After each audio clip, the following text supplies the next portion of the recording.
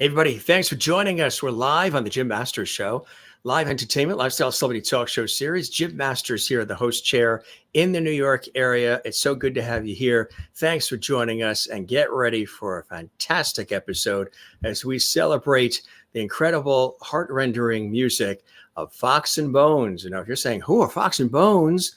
If you're super fans, you know, but if you're learning about them for the first time, oh boy, you're going to know, and you're going to fall in love with them. They're folk rock, retro music sounds. They tour around the world. They're really good. They sell out everywhere they go. And I was just taking a look at their tour schedule, gang.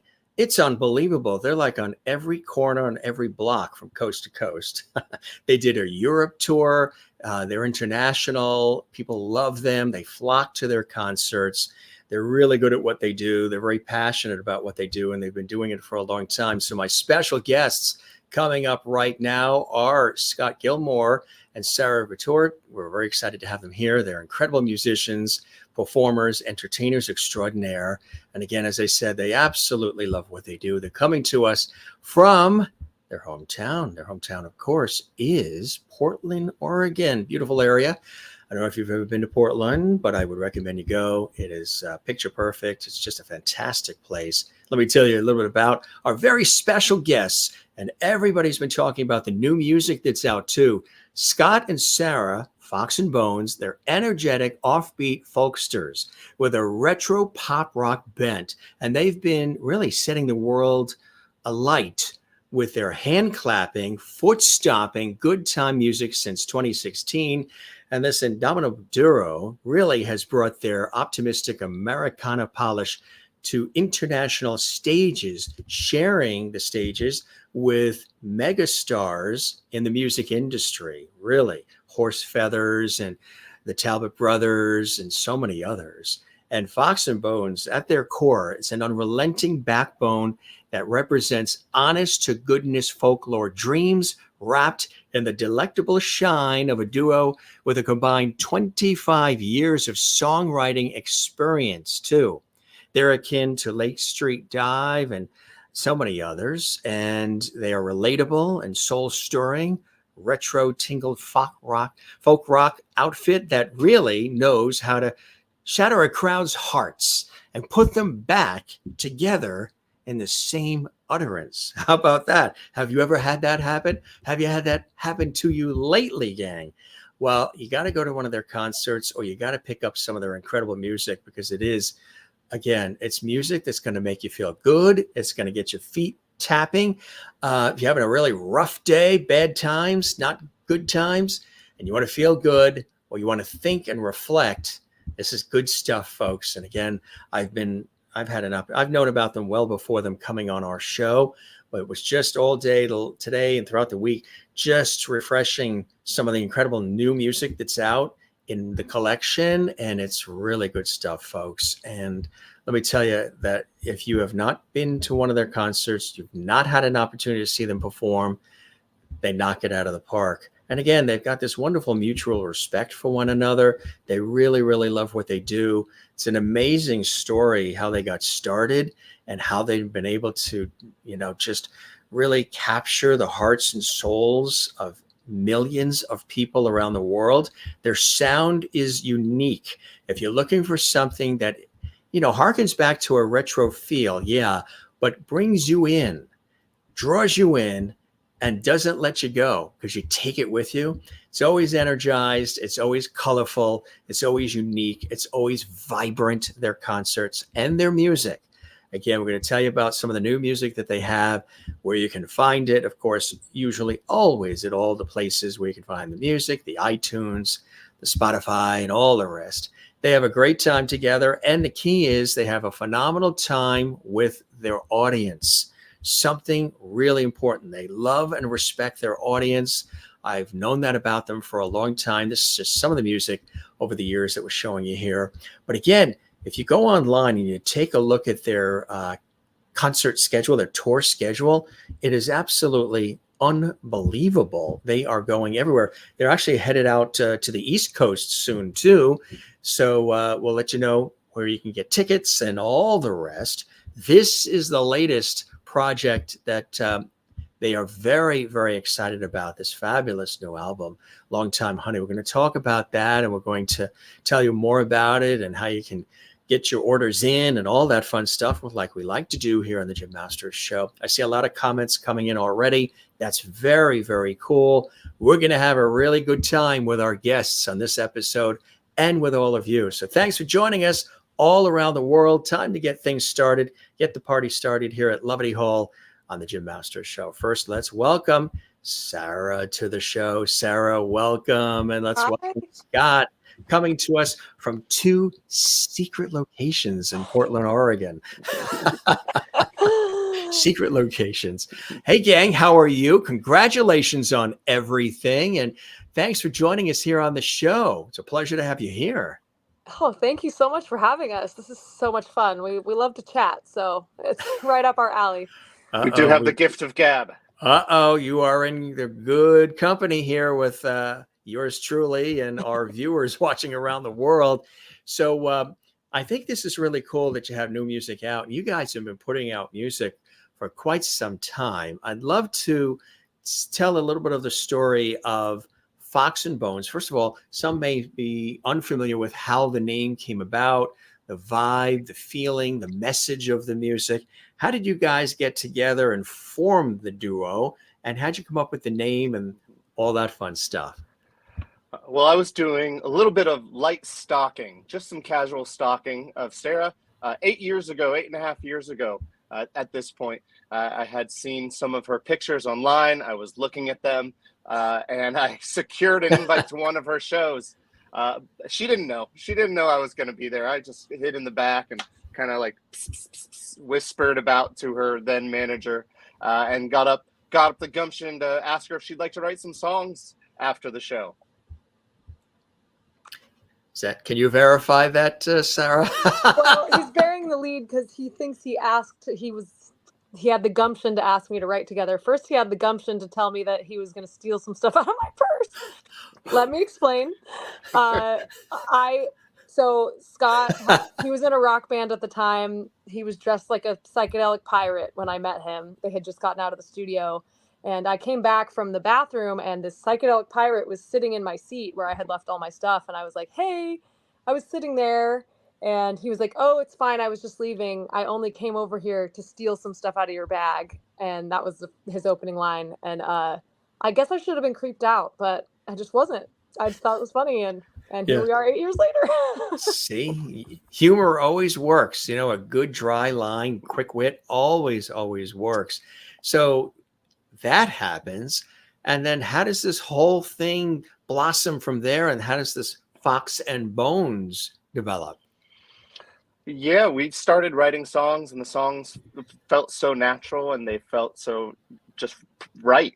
And we had both been in rock bands, and I think we had at the time wanted a more folk project, something more relaxed, just singer-songwriter. The band has developed back into a rock band again. I guess you can take the rock out of the rocker, but you can't take the band out of the rocker. I don't know. We'll work on that one. We're going to work on that. We'll work up that. He's going to work out those lyrics. That's a new song still in the works there. Yeah. But the song sounded so good, and we had such a fun time writing together. And we, within the first 6 months, we're out touring Europe. So we've done Europe five or so times under Roll of Music, and the Fox and Bones came from Sarah always wore these fox ears on her head, like kind of, like fox hat. And so she was obviously the fox. And then, the bones, will leave that up to the listener's imagination. Yeah. That's too much left to interpretation, I think. Yeah. Sometimes when there's a fox around, all you have left are the bones. Is that what? Yeah, there we go. Yeah, there we go. There's a lot of... That is funny. Well, part of the chase too, right? Part of the chase. And then how did you came from your own collective backgrounds, you had your own established backgrounds. How did you meld those the worlds together and then create this sound that you've merged and blended and created together, which is really, it's unique, it's special.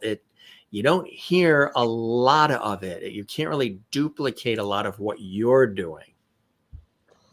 Yeah, I think it's been a really long process figuring out our sound. And I think because Scott and I are such different writers, and though we both came from a rock background, I was a little bit more like country pop moving into rock, whereas Scott's was more like Bob Dylan-esque singer-songwriter, lots of words, lots of, metaphor and really deep lyrics, and took that into a psychedelic rock band. So we are so different. And I think that a lot of our career has been trying to balance the strengths that we both bring. And it has resulted in a lot of our past music being a little bit all over the place. But I think that that's what people started to kind of appreciate about us, is that on our previous albums, every single song was different. And I would say we carried that into this current record as well. But this time we had an amazing producer and co-writer named Greg Holden, who really pushed us to work on our differences. Because a lot of times, like I said, we're trying to find the balance, but a lot of times it was me and Scott butting heads, and somewhat of a power struggle over whose lyrics should be here or whose songs should be played first, or you know what I mean? And Greg Who drives really home? What's that? Or who drives home? Who drives home? Yeah, exactly. Yeah.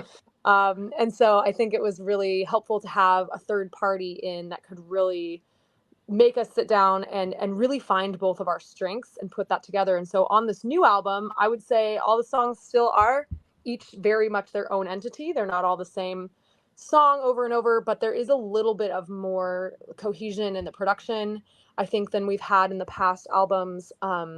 That really the album feels like a unified front, even though each song very much has its own personality, if that makes sense. It does. Yeah, absolutely. So how do you describe the Fox and Bones sound? I've used some adjectives in the descriptions, and other people do in trying to put it together in an accurate way, but it does sound like it sort of morphs a little bit, and it grows and expands, which I think is a cool thing. You're not necessarily boxed into just one particular genre. How do you describe the Fox and Bones sound? Yeah, that seems to always be the question. How do you identify with the creation that you are making? And I'd say it's like maybe a psychedelic folk romp, a psychedelic rock folk romp, Romp. Yeah, sleepover. I like that. Yeah. I think Scott just put a lot of words in a sentence. He's like, here's some words. Is that usually how it works? Is that how you guys work? He throws the words out there, and then you guys sort of take it, polish it up, and then you got magic. Exactly. We're throwing spaghetti at the wall. We're seeing what sticks.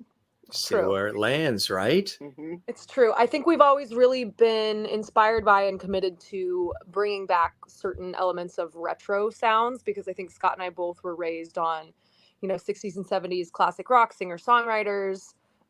We bonded over that when we first met, like, Bonnie Raitt. Both of our parents love Bonnie Raitt, and I grew up on James Taylor and, the Eagles and Talking Heads and this wide range of classic rock. And I think that Scott and I have been really inspired by other bands that are doing that kind of like Lake Street Dive or Nathaniel Rateliff, these bands that are taking this retro production and feel and making it modern. So that's been like a lot of the inspiration. And I think that, we've done a pretty good job on the last couple albums of bringing at least elements of that in. And I think that this new album is even more nostalgic, and it really hit the mark on that nostalgia the most that we've ever done. What was it like putting together the very first music, getting the first music together and getting it out there and performing it on stage? We're just getting it recorded and out to the masses. That's a big accomplishment. The differences between our most recent record and when we first started out, I believe, were Sarah and I would bring these acoustic songs into our then producer, Justin Phelps, and engineer, Justin Phelps, and we would, it would be very much so a more organic process. It would just be the songs themselves, and then with a little accoutrement, Justin would have us add in a little bass, a little something here and there. And so it was a very organic experience, direct from Sarah and I writing into the recording process. And working with Greg now, I feel it has a little bit more production, a little bit more push and pull. Greg really pushes us to explore what we're trying to say lyrically, what we want to do sonically, where all of the sounds fit in, and has been helping us with the common thread that goes a through line that goes throughout all of the music that we've been making. So it's definitely turned from a straight Sarah and I on strings into, it's blossomed, I'd say, even to a full-on production. And both processes were fun, but it's wonderful to be at the place that we're at now, especially with the balance of songwriting skills that we all bring to the table. You know, when you're performing too to audiences around the world, it's really interesting because there's all these different cultures and understandings of music and things that different people are looking for, and there's interpretation and all. What is it like when you are going overseas and sharing your music? What's the response you're getting from the international audience? You know, we were very fortunate to have our first tour ever be in Europe. I think it also just put us straight into like, okay, we've got to figure this out, because, you know, Scott's bands had toured extensively on the West Coast. I had gone on like a couple one-off week-long tours here and there, but I was not particularly experienced touring. And then we just like, within, like Scott said, within 9 months of being a band, we were in Europe, and that was, you know, where we were.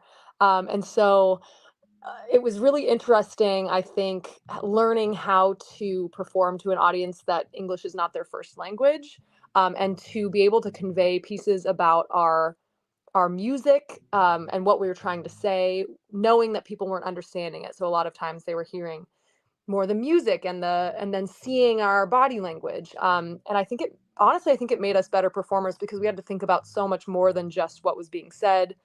And we had to think of ways to convey between songs what we wanted to say, without, you know, like, no, while, you know, talking slower and really choosing our words carefully so that people could kind of understand that. And so it was really interesting, and touring in a different country brings all sorts of challenges, but I think it made us better artists because we had that experience.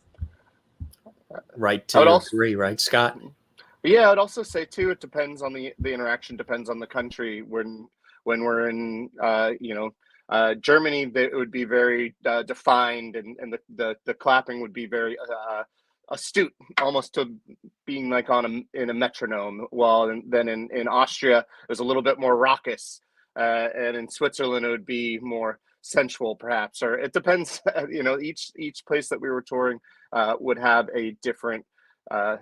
It would have a different subtleness to it, and how the audiences responded, and the different jokes that they'd respond to, and the different songs they would respond to. And you try to take that in and note that, so that you could become better at performing in all these different atmospheres. And same for the States and in the US. People respond differently based on different cultures and different expectations of what music tends to be in their states or cities. Right. Even going from coast to coast and the heartland and everything, you can get different, you know, you present the same material and get different audience reactions from it. Like a New York crowd may be different than an Austin, Texas crowd, or a Des Moines, Iowa crowd, or Chicago crowd, or LA, or what have you, or Portland. And it's really fascinating. Now, I know that sometimes, and folks I've chatted with over the years on television and radio, when having these kinds of conversations, I'll ask them, do you tweak your material for the audience, for the city, for how you feel they're going to respond? Some comedians I've talked to say, oh, yes, definitely. I will take jokes out, put jokes in. I will move things around based on what the audience makeup is, what the background is, what's going to hit with them and what they're going to be responding to and relating to. Do you do that with your music, or this is our music, let's just keep it as is because it really reflects us? How do you go about that? Absolutely. I think between the songs, you have to change the topic matter. I know we had a really fun hurricane and tornado bit that was just crushing all throughout the Midwest, and they told it in Seattle, and it was crickets because no one really thinks about tornadoes or hurricanes. And as far as songs go, we have songs that we've written in the South or in Nashville or Knoxville, and those songs will go over particularly well. Or songs that have cultural or lyrical resonance in certain places. We make sure to put that in the set, and we find that those help draw in new fans, and also the fans that have been with us since the beginning. It helps reinforce that. What about you, Sarah? You think so? Yeah, I mean, definitely, we have one song in particular that touches on the subject of religion. And while we don't necessarily keep it from certain sets, but I am always kind of aware of where we are in the country because, Portland is not a particularly religious identifying place, and a lot of the places that we tour are. And so I'm always at least conscious of how I talk about that song and how I make sure that it's still inclusive. And not alienating anybody. And the song itself is very positive, but there's things that you definitely think about and are aware of. And yeah, I think Scott and I, especially with our between song banter, have been really good about picking up little details of our story on our journey and saying something about that place. Making a joke or having an anecdote about the places that we are. To just make it a little bit more personal and show people that we care about being there and that we care where they're from and we're interested in getting to know the place in the 24 hours that we're there. And I think that people really resonate a lot because they see you as, not just some famous entity that's coming through, and we're far from famous, but this entity that's coming through and only out for themselves. And instead it kind of shows that like we really like this job and we like all the aspects of it. We like actually getting to know who they are as people and what their places are like, and showing interest in actually coming back to those places and developing friends and fans there. And so I think that has been like a specialty that Scott and I have been good at over the years, is being able to tailor things to different spaces. You guys have fantastic wardrobe. It changes too, the wardrobe that you have. And I'm a hat guy too. I love the hats. I love all these different hats. The wardrobe is as much an importance as the product that you're delivering, the art, which is the music, of course. But your wardrobe, whether it's on stage, in studio, or just casually, is really cool stuff. How do you pick the look? How did you come up with this look that you guys have? Because again, along with the music, the look is unique. It runs from comfortable to romantic to exciting to, you know what I mean? It's really cool stuff. Do you have people that are working with you on your wardrobe and your look, or is that something that you guys are doing on your own based on your tastes, how you're feeling, your mood? How's that working? Because it's cool stuff. Yeah, I'm going to take that one because I'm the resident fashion person in the group, and Scott and I have workshopped his look quite a bit. For me, from the beginning, I think I've always been, since I was young, I've always liked, I may not have been a fashion expert, but I always like to stand out. And I always like to do something just a little quirky and a little different, and use fashion as a way of expressing myself and a way of performing in a way. And so it started with the fox ears. I was wearing those fox ears when Scott and I met, and I was just really into that look at the time. And it kind of created some controversy because on our first European tour, our agent was like, a lot of people think that those are real fox from a real fox, and they're like not wanting to book you because they think you're like an animal murderer. And I was like, oh, no, they're plastic. Let's clear that up. So it kind of, over time, we kind of evolved around that. It felt a little too on the nose. I was wearing them before our name was Fox and Bones, and then I leaned in for a while. And I think over time, there was a period of time where we were touring so much that we didn't even have a place to live here. And so comfortable was kind of the way to go. I was wearing a lot of like flannels and leather jackets and making life really easy on myself because we were playing every night and in uncomfortable places. And over time, fashion just continued to become more and more important. I found myself, we were traveling all over. And so I found myself picking up really unique pieces to add to my wardrobe. And all of a sudden, this became as big of a part of our career as the music. And especially during the pandemic, when I had all this extra time on my hands, I started giving myself a prompt each week and coming up with an outfit for a theme. And I started to hone my style and really get good at understanding what pieces looked good together and what really like felt like me. And I would say now my style is some combination of Vegas showgirl and like 60s go-go girl, and with, a handful of Barbie, like other things, 90s Y2K movies. So I have a lot of different like aspects of my style, but it really has become, I've seen the evolution since we started of what both of our style has evolved into.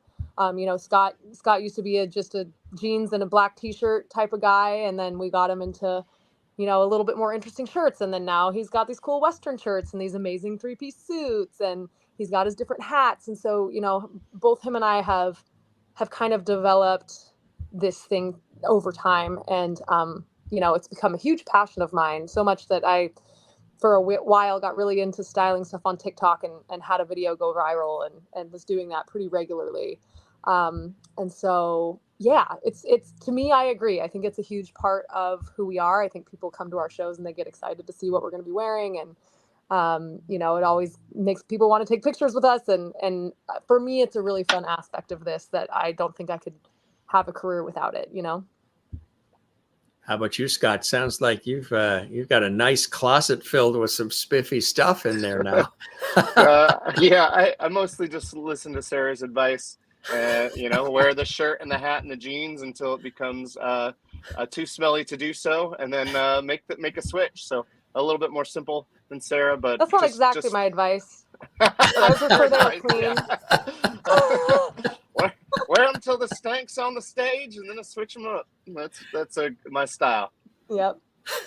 People are saying, are they brother and sister, boyfriend, girlfriend, husband and wife, ex and ex? What are they? Because you play off each other so well, which I think is great. Yeah, and you tease each other, you respect each other, you admire each other's contributions to the duo, and I think that's great, because you like to. I think it shows humanity and authenticity, which is what people really love, and we don't have enough of that in our world these days. But I think it's something that is paramount for you too. The music is authentic and relatable, and you want to be with your audience as well, right? So you inject some humor and interaction and play with the audience, the supporters of your music, right? Yeah. Absolutely.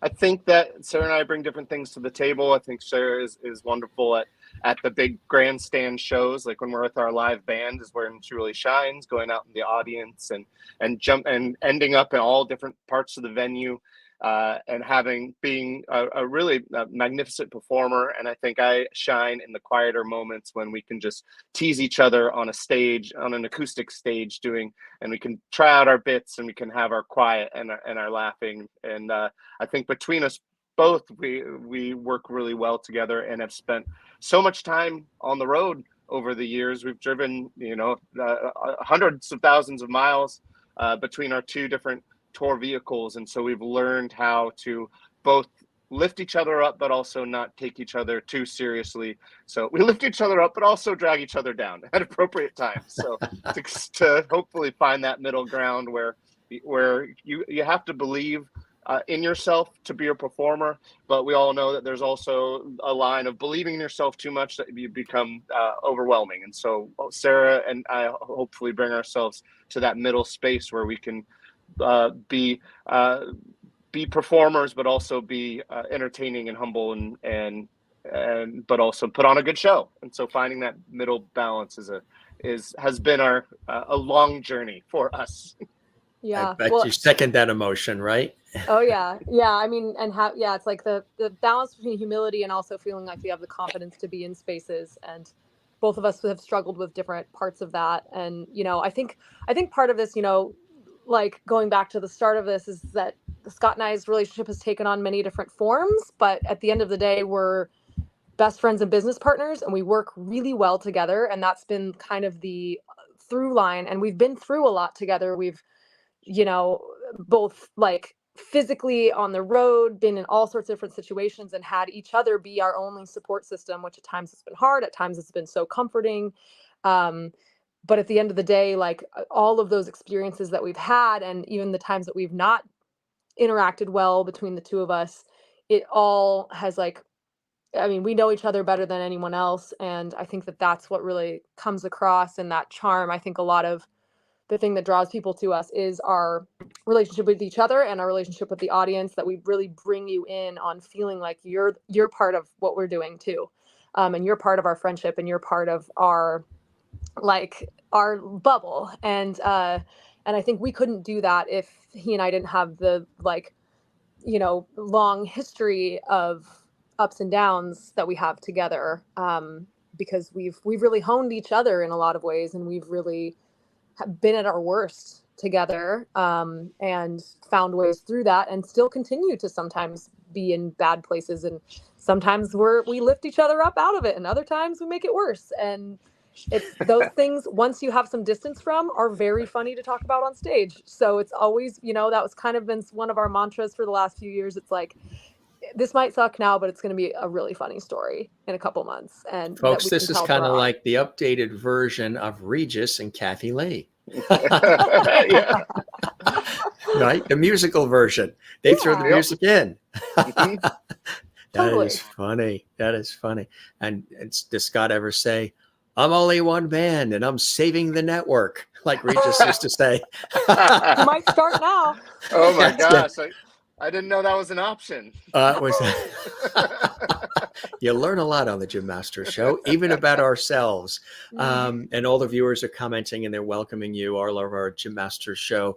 JMS Lovity's watching. Good to see everybody. The album, and again, congratulations on this. I know this is a labor of love.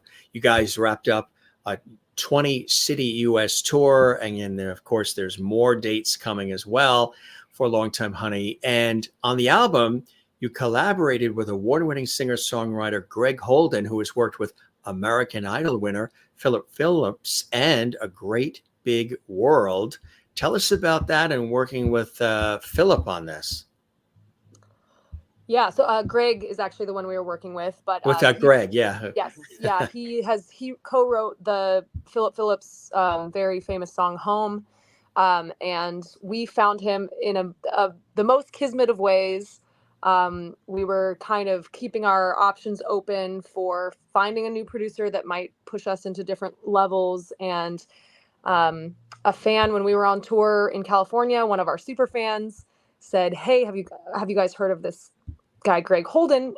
He has all these accolades and he just moved to Portland, and maybe he would let you open for him or something." And so I sent him a cold email and I said, "Hi, Greg, you don't know me from Adam, but we made this connection and we're in Portland, and we would love to work with you in some capacity." And he wrote back and he's like, "I'm not touring anymore, but I am producing, and I don't know anyone in Portland yet, and I'm looking for a network here." And we're like, "We can be that. We can be your friends." And so I think it was just one of those things that I never even, when I emailed him, I didn't expect to get him. I thought I would get a manager or a publisher or somebody, as a middle ground. And he responded personally to us, and it just felt very easy. And so we met up for the first time, and, it just clicked. And he kind of explained his production style, which is really, each song was, with the exception of a couple, most of the songs were written together from scratch. We showed up to the studio, had no idea what we were going to do,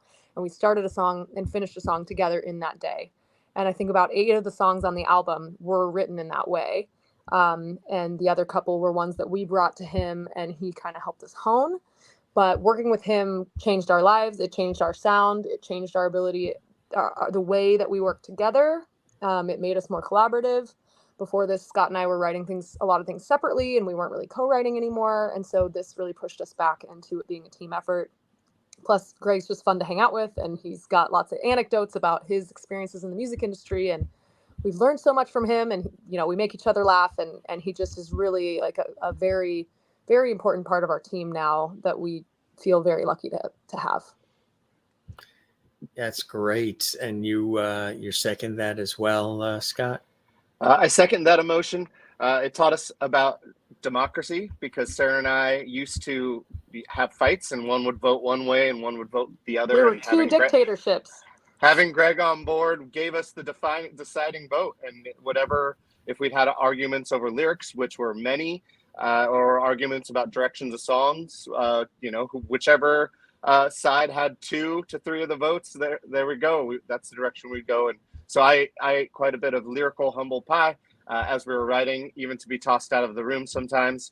But working with Greg was an absolute blast, and just having an outside voice and outside someone who isn't as close to the project as Sarah and I have been for these past 8.5 years, having that really solidified and made our songwriting process easier and gave us some added therapy along the way for free. I want to mention too, which free therapy, no copay needed, right? Yeah, actually really expensive therapy. But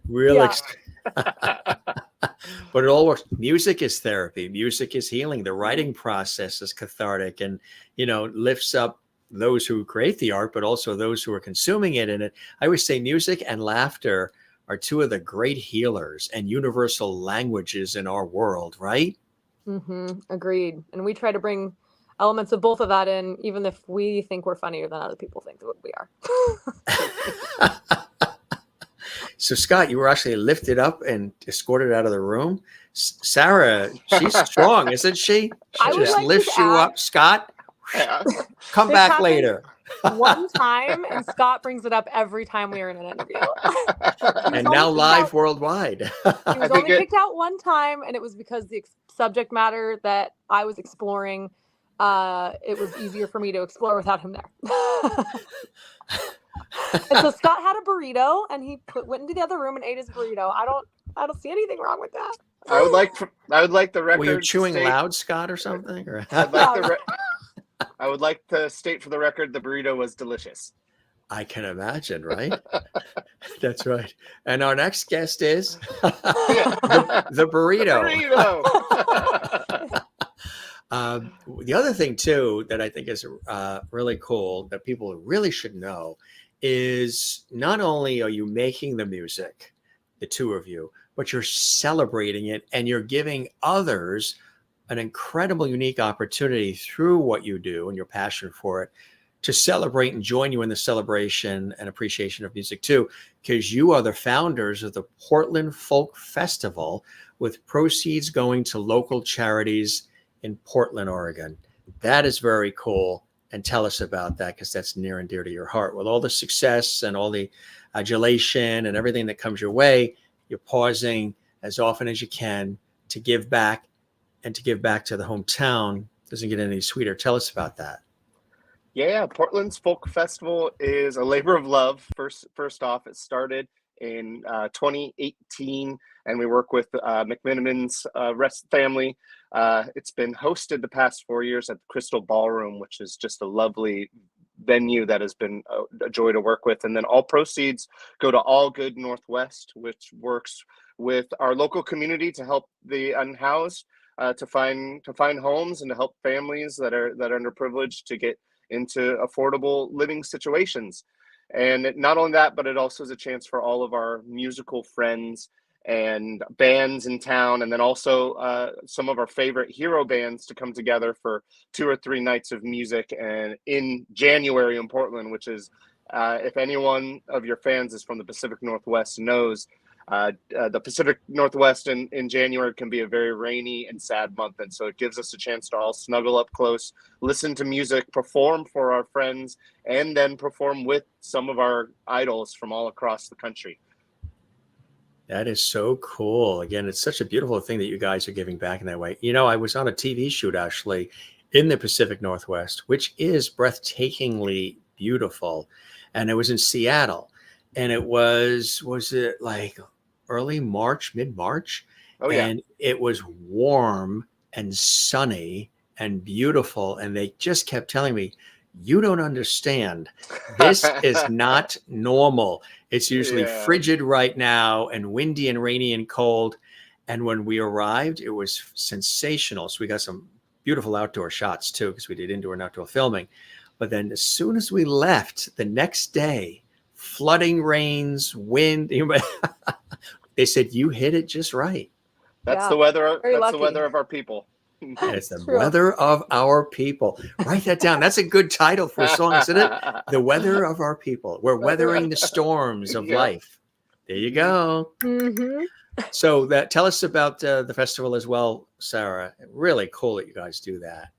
Yeah, I think for us, it really started from a much more humble place as far as like, we weren't necessarily being like, oh, we're going to give back to the community and do this big thing. We were just like, we are always on tour. All of our friends are always on tour. We never get to go to each other's shows. It seems like the only solution is that we book everybody to play on the same day so that at least once a year we can be in the same room with all of our musical peers and we can celebrate each other's music because otherwise we're not going to see each other. And then it's kind of crazy. So we started at McMiniman's White Eagle, which is a 150 cap room, really small. We probably had 8 acts throughout one day, and it sold out at the door. And with a lot of people that none of our bands necessarily knew, it seemed like people heard the term Portland's Folk Festival and they came just for the promise of what that could be.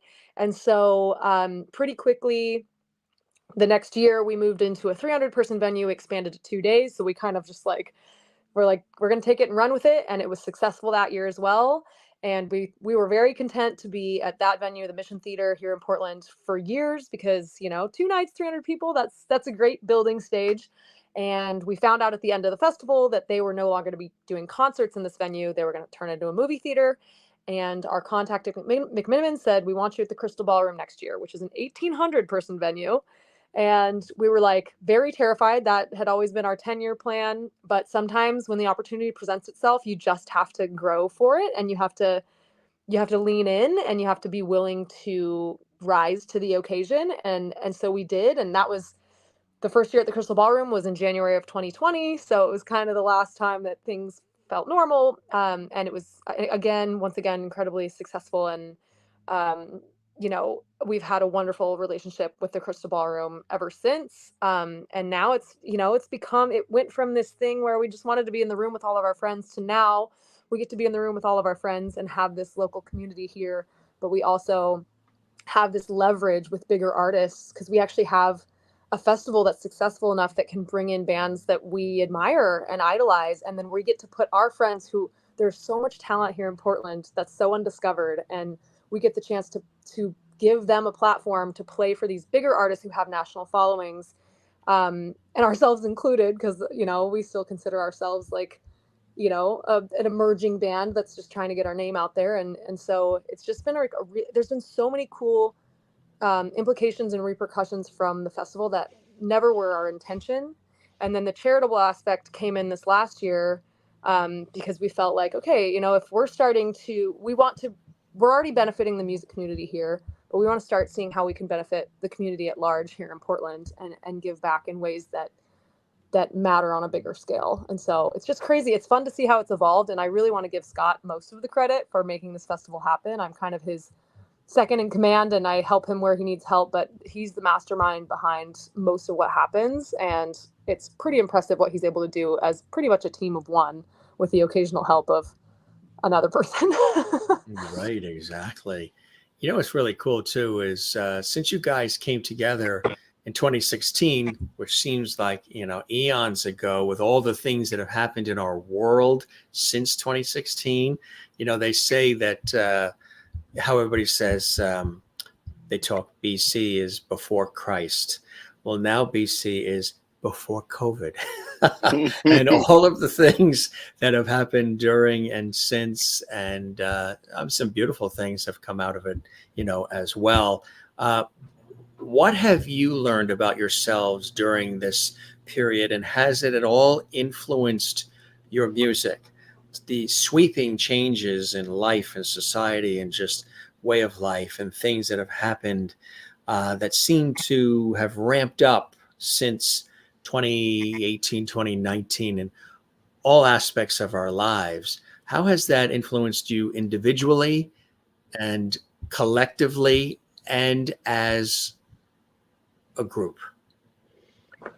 I think as a group, at least, I feel there is more of an influence towards perseverance overall. I feel that when Sarah and I first started, we were dedicated to the music and dedicated to being together. But as things became more difficult to the point where you couldn't have shows, You had to become more creative. You had to figure out, do you really want to do this as a career? I think the music was always a dream, but continuing to extend that dream and make it a reality has taken perseverance. And I think more than anything, if there's something that you believe in and something that you're committed to, it all requires perseverance these days, and it requires a tenderness to it, a tenderness in your perseverance, and focusing on the place that you want to be, because that age-old adage, a journey of a thousand steps begins with a single step. And so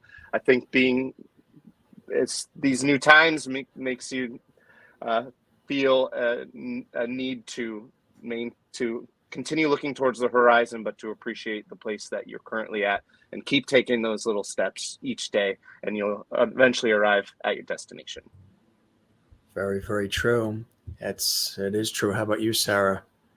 Yeah, I think one of the big things for us that was actually a blessing of, the pandemic was how hard we were working and how much we were spinning our wheels. We didn't have permanent homes. We would kind of just stay with friends or family when we were here in town in Portland, but we were on the road like 9 or 10 months out of the year, all over the country and sometimes in Europe. And we were really just like burning the candle at both ends. And I think that getting the opportunity to slow down and reassess during the pandemic, like Scott said, it really got us thinking, like, how do we want to do this in the future? And, have we been doing this in a balanced way, in a way that's sustainable? And I think it gave us the opportunity to create a new way of doing this that felt more sustainable, especially as we get older.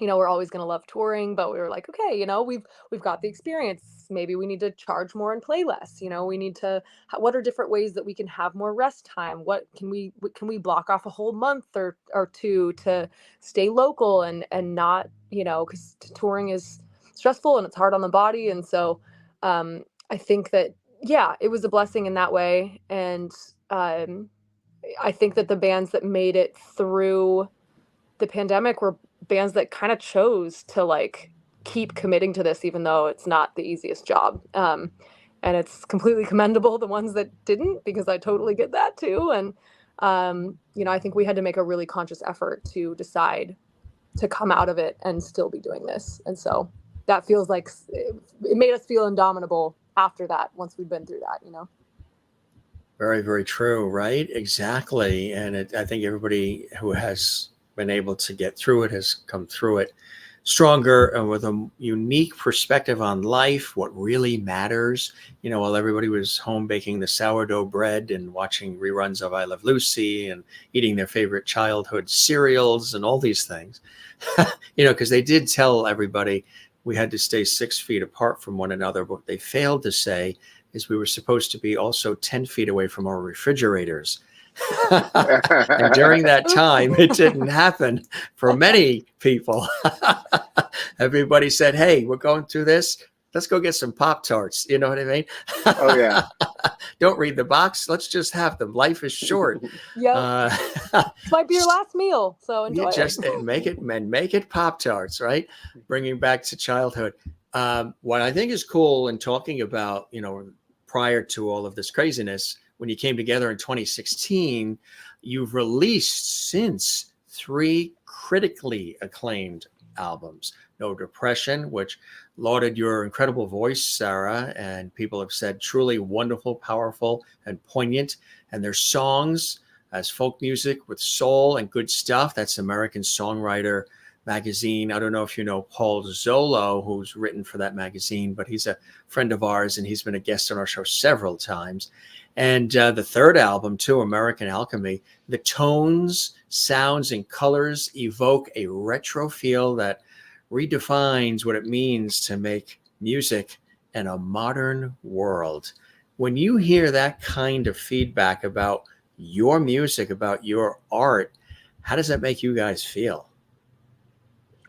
It always feels good when music is received well by press or by fans, by friends. Or I think oftentimes when you put something out, you're not there where other people are experiencing it, and so you're never really sure where where into the ether the music goes, or the feelings that it evokes out of other people. And so any sort of minor compliments from any corner of the globe are always helpful, because we're often out on the road and you just don't know. You play the shows, and you hope that what you're creating is something that people will enjoy, or that brings a little bit of levity into the world, but or levity into the world, Levity, as yeah. you'd say here. But you never know. And so anytime, any small and bits of praise are always help fuel the fire for us to keep creating. Definitely. That's so true, right, Sarah? Oh yeah, definitely.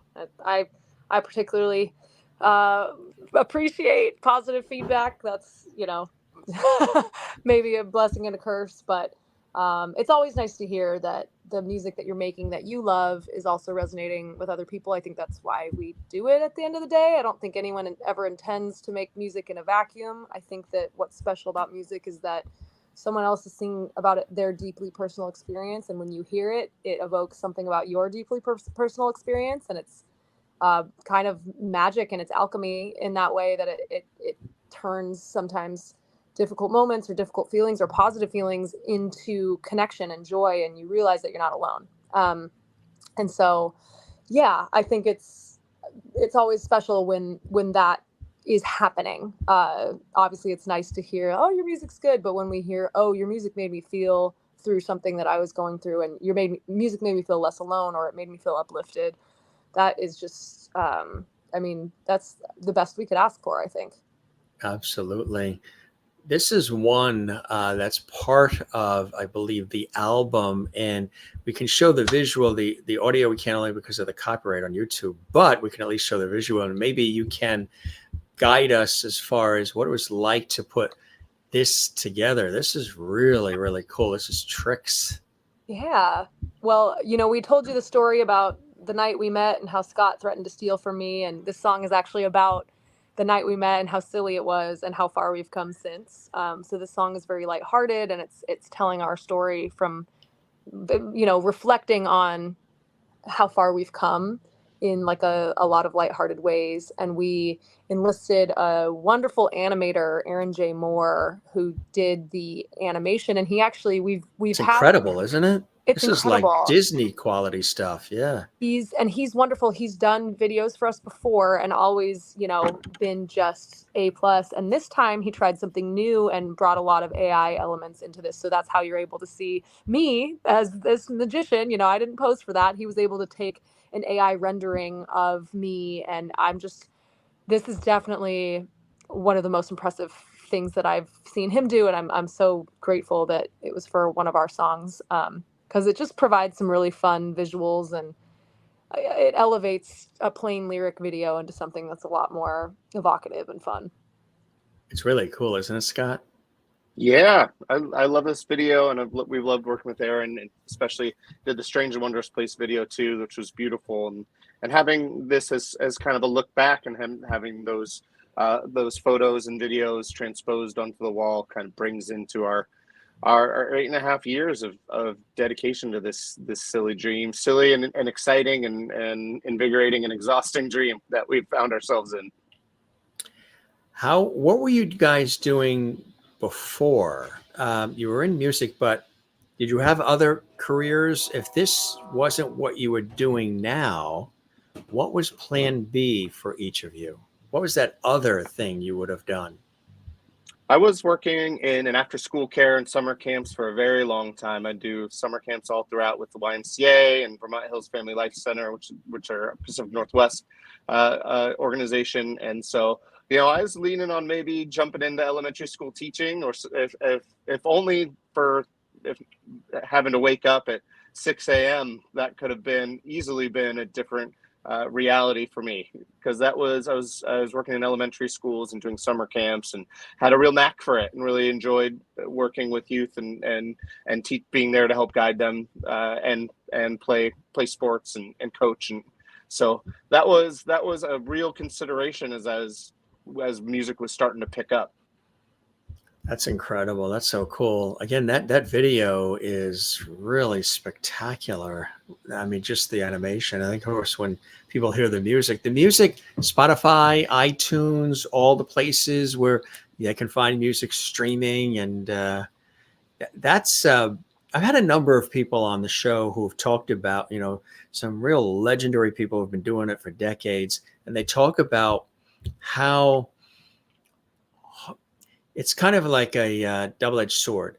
The access is greater, but what you have to do is even more difficult because you have to have the concerts. You have to, before you can rely on all the merchandise and CD sales and all these things. And now the streaming, and I think one person was joking, he's like, I have to have like 1 million streams to make $11 or something. It's totally a different beast, a different industry, a different time. How do you feel about it? You've got individual old school qualities about you, old souls you are, and you're paying homage to some of that kind of vibe in your music. So have a real understanding of how it was and how it is. How do you feel about all that and working hard to get it out there, distribute it, get people to respond, and then still, put food on the table as well? Yeah, I think there's a part of it that's inspiring because the barrier to entry in this industry is so low now. So for me, somebody who gets discouraged easily, I am glad that it was easy for me to get my music on Spotify and easy for me to have a website domain and start to get fans in play local shows and, find venues that are booking artists of my caliber on the internet. I think that's really cool. I think I really dove in at the beginning to like, what does it take to be a DIY artist and to be independent and to make this work? And, I've always put my everything into something. And so I think the fact that the barrier to entry was low was really good for me personally. However, it does mean that you kind of get this feeling of screaming into the void, which is actually a subject we talk about a little bit on our album with the song Digital Wasteland, of how, I think that music inherently is a way to connect to other people, and yet the internet has taken some of that connection, that authentic connection, away.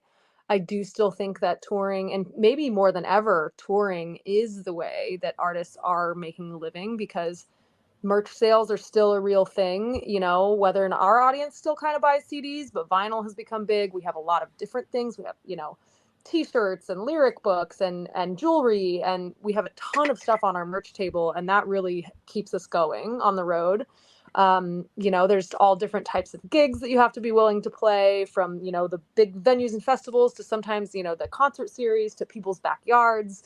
How many bat mitzvahs have you played? None yet, but we're available.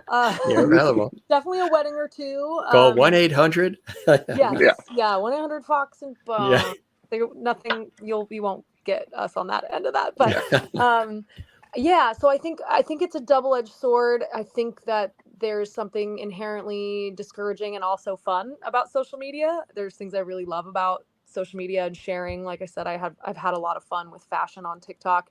We have not been able to figure out how to make promoting music work on any platform, and so that can be discouraging at times. But whenever we're out on the road, I think that's when we really feel like, oh, we are having a career, we're having an impact on people. There is something outside of the internet that is happening with music. And I think that no matter what happens with AI and what happens with technology, I don't think that anything will replace human connection. And so for us, it feels like that's the most important thing to nurture in our career that will give us job security in the future, is like going out and being with people and making people feel seen and heard in person in the moment, and using our music to connect. And not that we won't continue to do all of the online stuff, and it's just part of the job at this point. You have to kind of be an expert at everything, but I still think that the live touring, being in person with people, is like the thing that's most important about what we do personally. And you, Scott? Yeah, I think there is a fierce return to an analog version of music, where before, with Spotify and with all the streaming, everyone has every option at all times, and so it's in everything everywhere all at once. And so That's why we've been seeing an uptick in vinyl sales, because it takes action to listen to something. It takes intention. And so I think with music, there is going to be a return to intentional listening and analog listening, and an experience that can't be replicated. You can't just go see, you can't at any moment see a band that you want to see live. You have to make an intention to buy a ticket to go and see that show and to be present with that experience. And so I feel that the industry is starting to move back in that direction, in a way where people want the experience of a full album again. They don't want the best ofs all scattered about and to hear 14 other tracks spliced in. They want to set the intention to listen to a record as an artist intended it be listened to, from front to back, and have an experience in that moment. And so we're hoping there's a return from distraction to presence. I like that. That's very true, from distraction to presence. And, I was watching, there's a really cool segment that CBS Sunday Morning, I love that show, CBS Sunday Morning. They have some really great segments.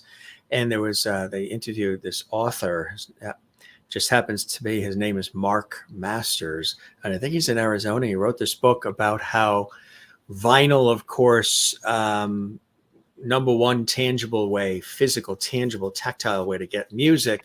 But his book was about the fact that there's a tremendous rise in CD sales. CDs now coming back all of a sudden too. People want, like with the albums, they want to feel the music and open it up and look at it and read about it and put it physically in the player and press play.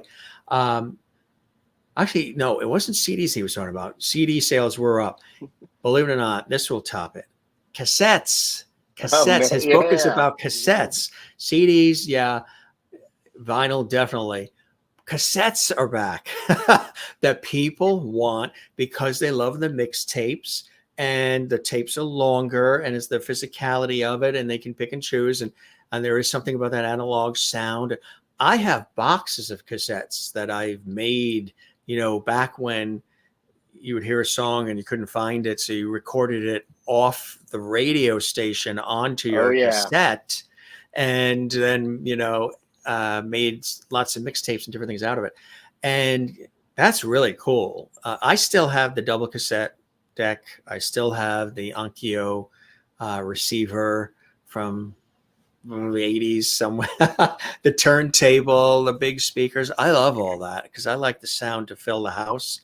I don't like it necessarily shoved in my ear. I like the sound filling the house, bouncing off the walls, coming at me from different directions, maybe walking through the house and hearing it as an echo, bouncing off walls. Just an interesting way. But cassettes coming back. Yeah, we better I've prepare. heard that as well. Yeah. No, it's kind of cool. So you could find them soon on cassette. It's just interesting, right? What goes around comes around. You should never throw everything out, because now what it costs to get those kinds of pieces of equipment, and anybody who had a VCR, DVD player, recorder, and who chucked it, they want like almost $1,000 for those things now, and they used to sell at JCPenney for $200. Right. Yeah. Oh my gosh. When you can actually, believe it or not, I saw this recently too. Sony Walkman, that in some places, if you have a Sony Walkman still in the box, never opened, people want what they can't have. People are selling Sony Walkmans in the box for $10,000.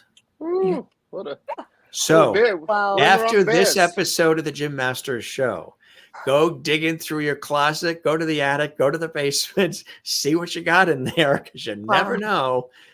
10 grand, and people can't get enough of them. Wow.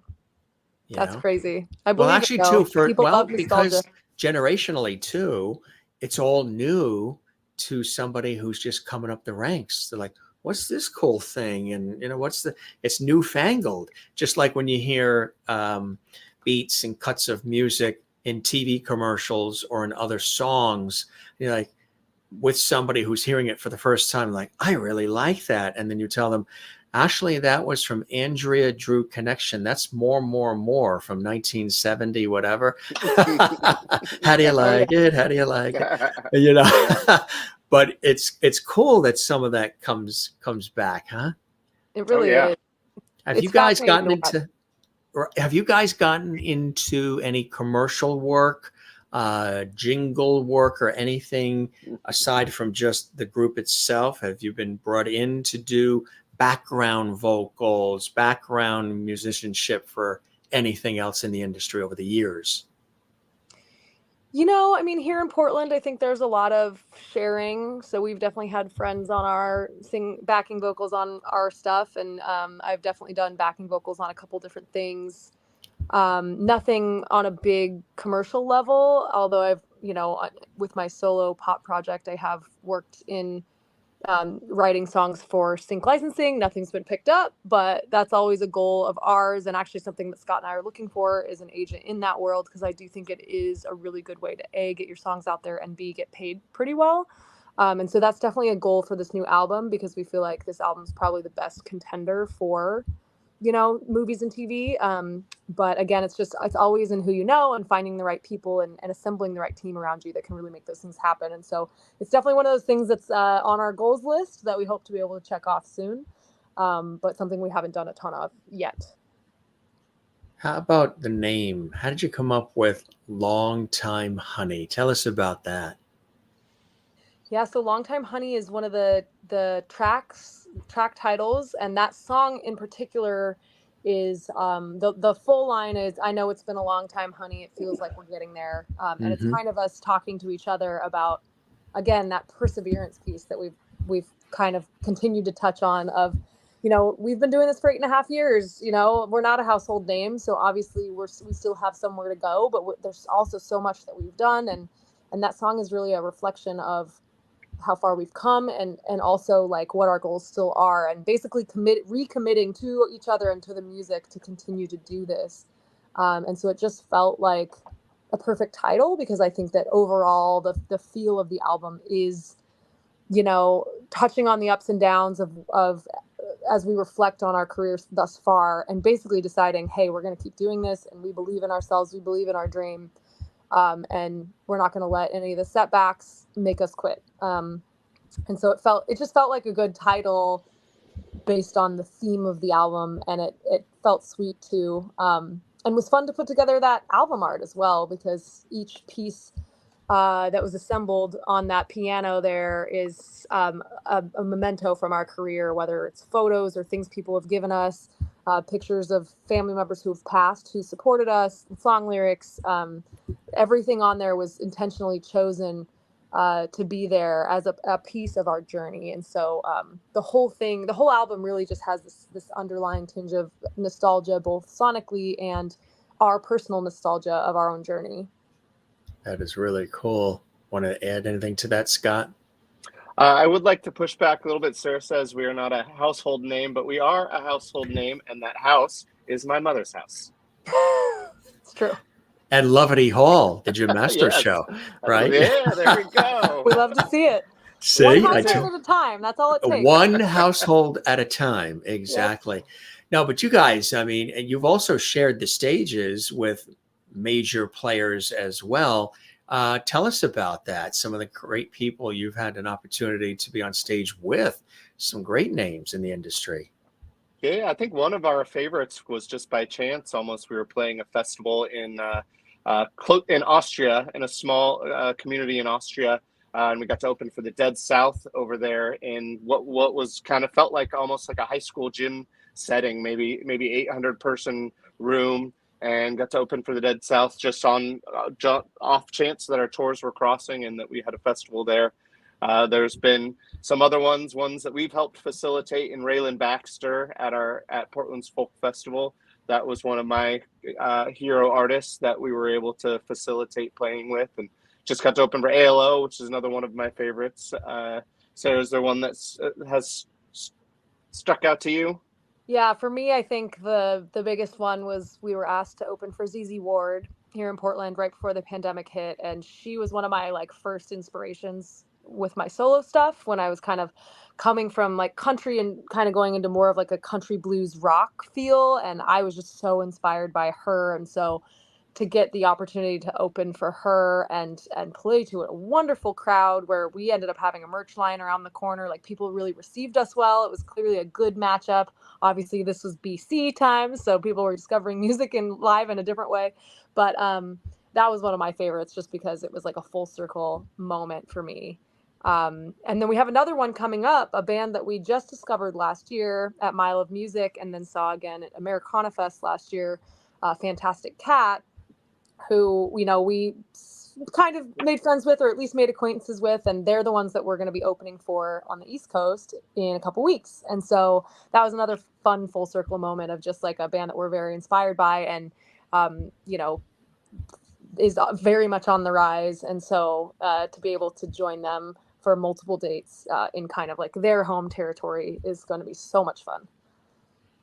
I mean, look at, there's some of the dates right there coming up. This is like, I was looking at your schedule and there's more beyond this too. And I'm like, my God, you guys are like I said, almost on every street corner, in every city. You're all over the place. And this is just this upcoming one, folks. And make sure, you know, you get your tickets. Here is the website. And also, you know, you can learn more about them and there's videos and also samples. But also somebody asked if there was merch. Yeah, they do have a store. There's merch and get all of that by going to the website. But even some of these cities here, you come to see all of us East Coasters, which we're very happy about. Good stuff coming up. But you have a tremendous tour schedule that you've been on, and now there's more. How do you work that all in? It's incredible. It's like city, and then the next night, and then 2 nights later, it's this place. It's incredible. It's and everybody that I've talked to, and I've been on a few of them with folks too. It can be a grind. It can be, you know, exhausting, but then when you get on stage, it's exhilarating. And then everybody has a few stories about what it's like on tour. Either the bus breaks down or some crazy stuff happens on the bus or whatever goes on. Do you have a story or two of some unusual times while on tour?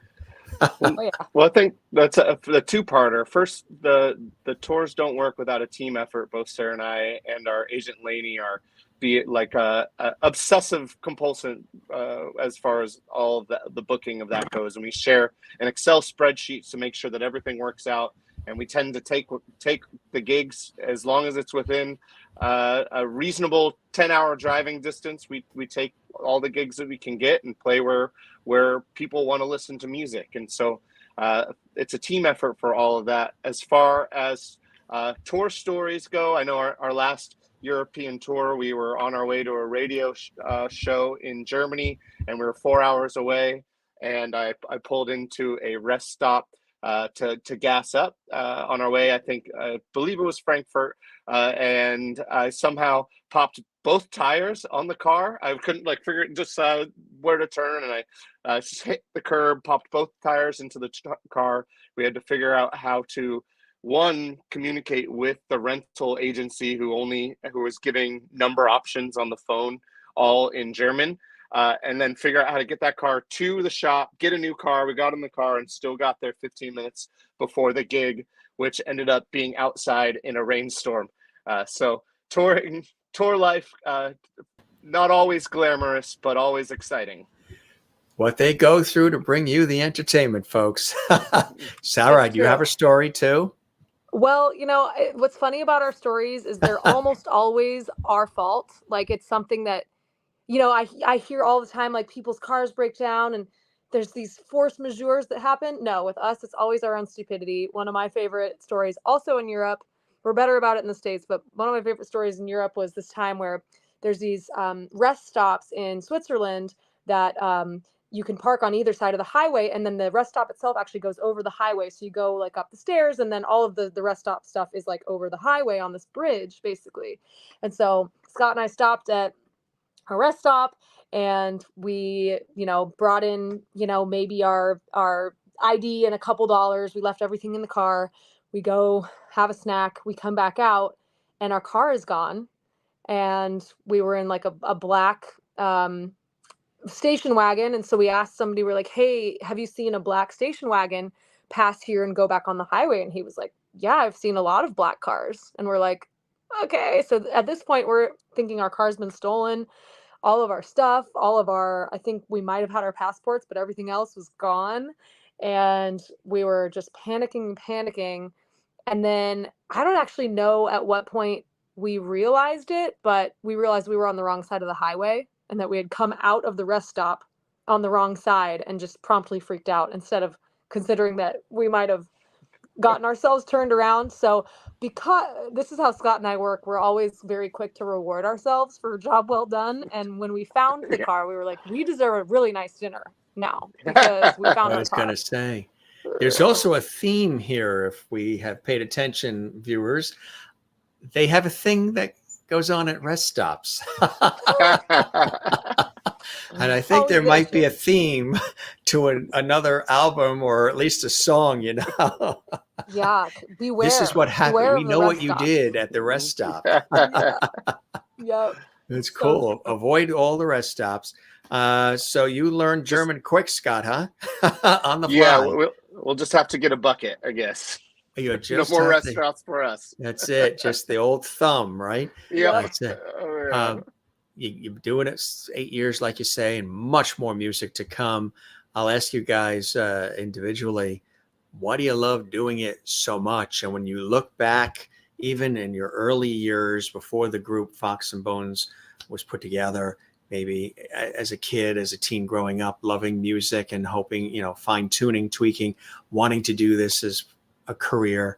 When you look back at it all, what are some of those continued inspirations and blessings and joys in your life that keep you wanting to do it? I'll start with you, Sarah.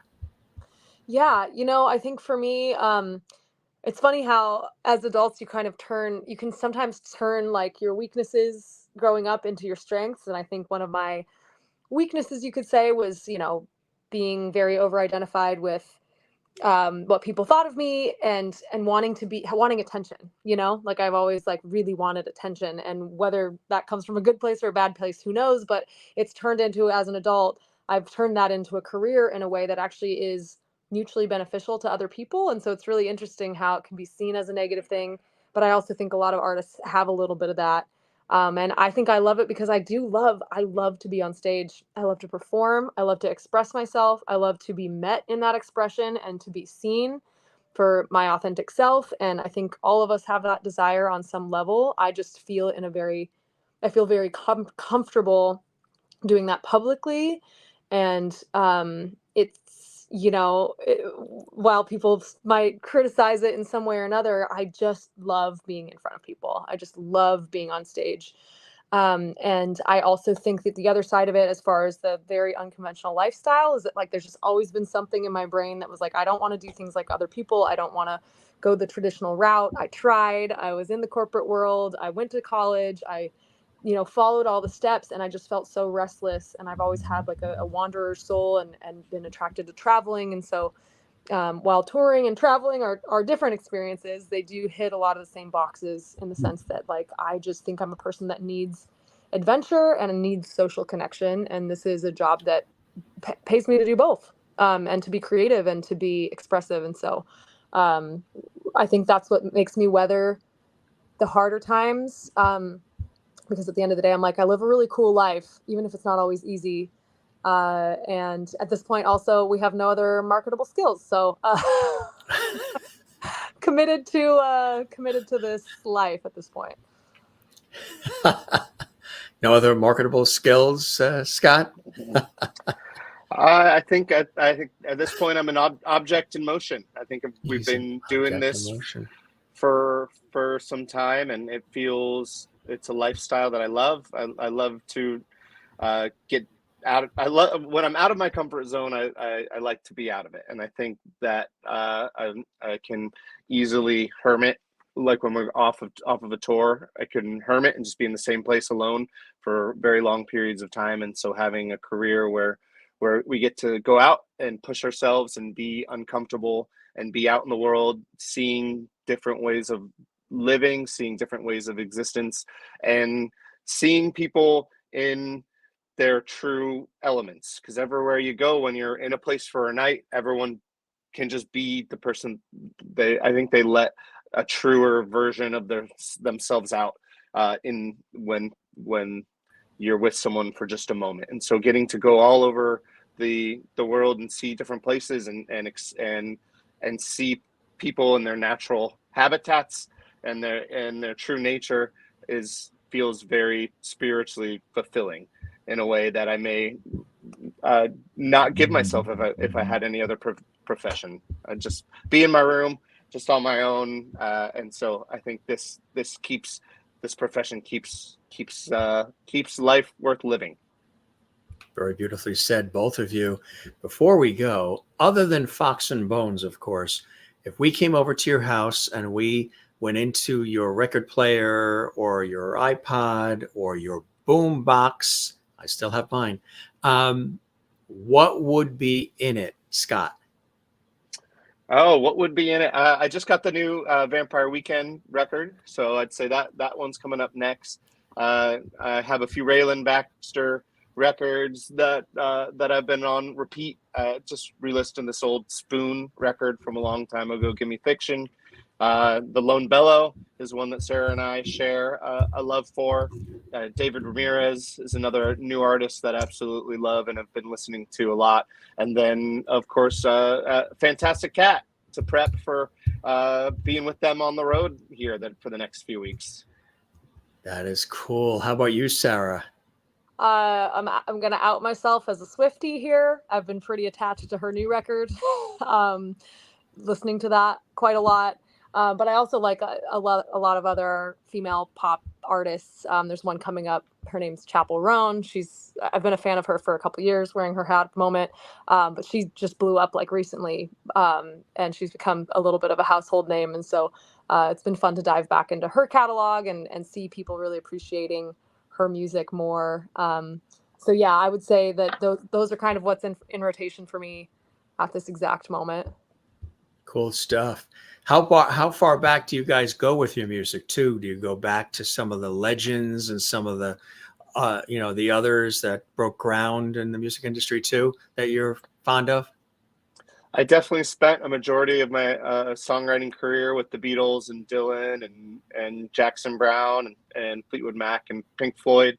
Though recently I've been trying to keep it more recent, just because if you're an artist that's creating new music, you want to have listeners for that, and it's kind of feel the change starts with the change starts with us. If you're an artist and you want people to listen to your new music, then you got to listen to new music. And so Right. I've been staying more current these past 4 or 5 years. How about you, Sarah? Yeah, you delve deep too sometimes? I have the ability to. My parents have an extensive record and CD collection that when Scott and I were living with my parents during the pandemic, we as a thank you for their hospitality, we got them a record player because they had kept all of their vinyl but didn't have a way to play it. And so we benefited mostly from that record player at first. And it was a lot of, the Bob Seger record was on a lot. There was definitely a handful of like Eagles and Beatles and John Fogelberg and lots of that. And so I wouldn't say that I've been diving into that as much lately, kind of similar to what Scott says. But when I play solo cover gigs, I like to dig back into a lot of those old songs because they're so nostalgic for me. James Taylor and Bonnie Raitt probably were the biggest ones and Beatles were the biggest ones for me growing up. And so Portland, Oregon has a unique vibe to it as well, as does the Pacific Northwest. How has growing up in that region, in Portland, Oregon, influenced your music, influenced your message, your vibe? Yeah, that's a good question. I grew up in Vancouver, Washington, which is a suburb of Portland. So I definitely consider myself a Portlander in a lot of ways. Scott grew up in the Bay Area, but has lived in Portland for half of his life at this point. Even the Bay Area has a whole vibe and sound to it. Yeah, totally. And so for me, growing up here, and having lived in LA for a short time, I think was the first time I really noticed the difference in culture. I think that there's a slower pace of life in the Pacific Northwest that you don't find in California or the East Coast.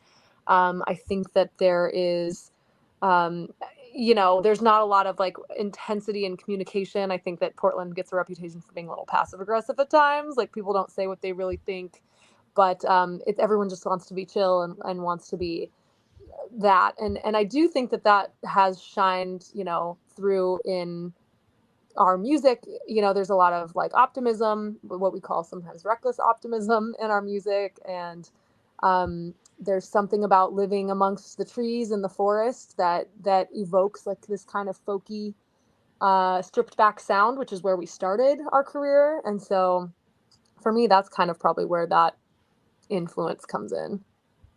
Good stuff. And the Bay Area for you, Scott, yeah, definitely has its own vibe. Yeah. Absolutely. Going into San Francisco, taking Bart into San Francisco as a kid, and going to Haight-Ashbury, and from my teen years and walking around and soaking in that culture definitely added to the musical heritage and the songwriting that I've drawn upon. And the early songs when I was first starting out and just writing, that definitely impacted where those songs came from and where kind of that energy is pulled from. Our special guests on the Jim Masters Show live entertainment lifestyle celebrity talk show series, Fox and Bones. Sounds like a TV show, doesn't it? Sunday nights on CBS, Fox and Bones. Yeah. Well, we had Bones on Fox, was our main competitor for a while. So we're thankfully that show is retired. So we get to hold the mantle for now. Followed by reruns of Starsky and Hutch. Exactly. Yeah, we're definitely a buddy cop show. I was going to say, Scott and Sarah here joining us. And really, this was an epic, I don't call these interviews, they're conversations, free-flowing and going in many different directions. But I think it really gives our viewers a good sense of understanding of the authenticity of who you are, why you do what you do, how you came together, some of your individual influences and collective influences. And now when they get the music and they hear the music, and a number of them have already said they're already, buying, downloading, we have a very interactive and active viewing audience here at the Jim Masters Show. So they're already grabbing the stuff, which is awesome. But I think a conversation allows much more of an open dialogue and a relatability, and everybody feels like we're all equal. I'm not like the host in the higher chair. We're all equal. Our viewers are equal, and we all leave with something from it. I'm a feeler. My question I always ask in life is always why, because I think when you've asked the why, you feel it. And then after you know the why, then you can figure out, okay, how, when, where, what. But when you get to the why of things, it goes a little bit deeper. And you guys are great. You're terrific. Not only great musicians, singers, performers, songwriters, but great conversationalists as well, as you said in the beginning that you would be, and you guys are. This was awesome. And I hope the show met whatever expectations you had, gang, and that you enjoyed the time with me and us as much as I have with the two of you. Oh my gosh. It's been so absolutely, much fun. Jim. Yeah. Thanks for letting us deep dive on so many different topics. We love that. Absolutely. The pleasure is all mine. And we'll, as I always say, we'll keep the porch light on for you. Come back and see us again, and keep me posted on all the new things you're working on. And you guys are coming to the East Coast, which is exciting. Go to the website. People ask again, is there merch and other things? Go to the website. Everything is there for you. Congratulations again on this new work of art. I know you're very stoked about it, as are we, to celebrate it. And we'll look for more from you guys.